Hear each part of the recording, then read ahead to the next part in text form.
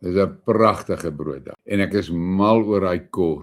Ek kan nie van ek hou nie van 'n bleek siel nie. Daai is 'n fantastiese brood, Andrei. Ek kry sommer lus om aan hom te hap as ek daarna hom kyk. Die volgende goed wat ek vir julle gaan wys, moet julle nou verstaan.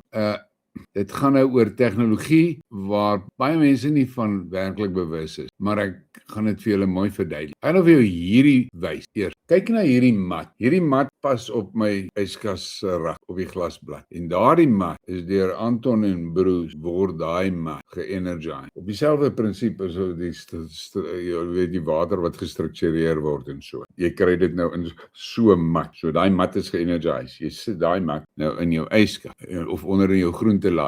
Nou gaan ek vir julle wys 'n ding. Hierdie granate het ek 3 weke terug in my yskas gesit op daai mat. 3 weke terug. Die vorige het ek in die ander yskas gesit, niks met die mat en goed te doen gehad. Na 'n week toe ek hulle sny, toe's al twee van hulle, omtrent seker meer as 'n derde, is vrot. En dit kom van presies dieselfde boer af, hoor. Maar nou nie sê ja, ek het ander ouens gebruik. En toe sny ek hom oop en check wat kry. Check daar. 3 weke in die yskas. Daar's nie een vrot pytjie, nie een. En dit was die eindresult. Want in die aande, as ek klaar is met die show, want ek so 'n bakkie, skep ek 2 eetlepels plain double cream yoghurt daarin, ek sit 2 eetlepels granola in en 3 eetlepels granaat. En dis nou my midnight snack. Maar wat ek wou hoekom ek dit gewys het, is hier is die magic. Hulle is besig met toetse by Woolworths en so en sulke plekke om die goed daar in te sit in hulle winkels gaan insit en so. Anton het vir my vanoggend net gesê